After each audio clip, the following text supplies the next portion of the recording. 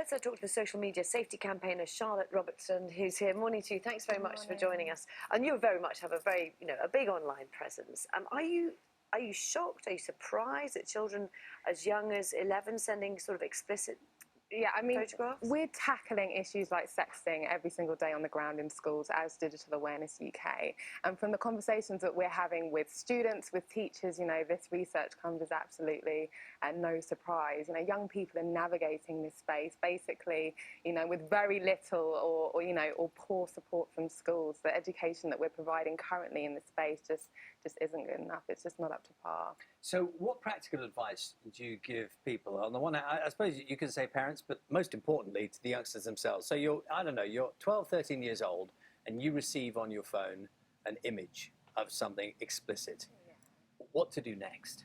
I mean, to be honest with you, we have a team as Digital Awareness of hackers, I'm a YouTuber myself, and what we're finding young people are responding really, really well to is being talked about, with the fantastic opportunities that are available on social media.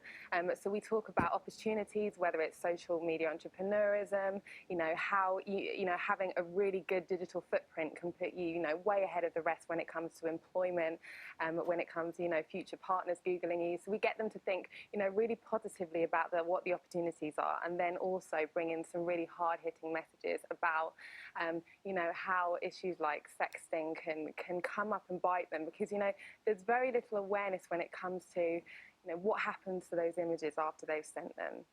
And currently a lot of the education that's happening is very scaremongering, and it's very focused on, perhaps the criminal, side of things.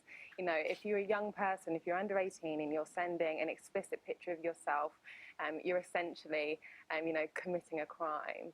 And that's very much a hard message that's happening in schools, when actually it should be more about what the opportunities are and how you should be building a really resilient, good digital footprint. And what you mean by a resilient digital footprint is what you don't, forward wind if you're 11 to when you're 21, and you want to not have images. Is that what you're trying to tell them? Yeah, exactly. And all of this is new. All of this is new, but what's happening in schools is that they're very much on the back foot. Teachers are feeling overwhelmed. They're not getting the right training, support and advice that they need. Schools need to be working with specialist organisations that are on the front foot of these things. They need to be making sure that their staff are skilled up in this space, which isn't currently happening.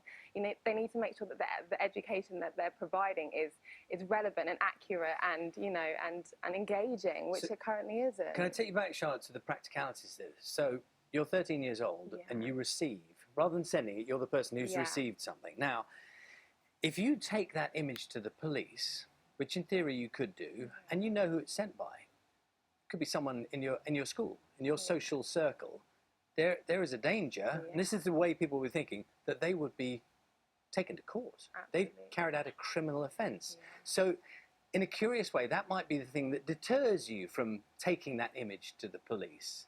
So you might not do anything for fear of getting that person into even more trouble because you know them. Yeah, no, definitely. So, I mean, how do youngsters try and make the right decision in that circumstance?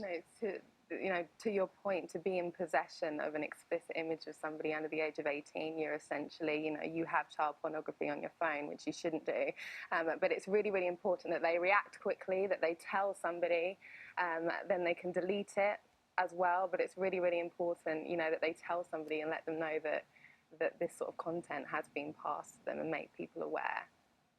So give someone, if you like, pass on the responsibility of what happens next to someone else. Yeah, definitely. To speak up, it's so normalised, it's become very, very trivial, but it doesn't necessarily mean that it has to be an inevitable part of digital living. That's very interesting. Charlotte, thank you very much. It is. Thank you very much. It's just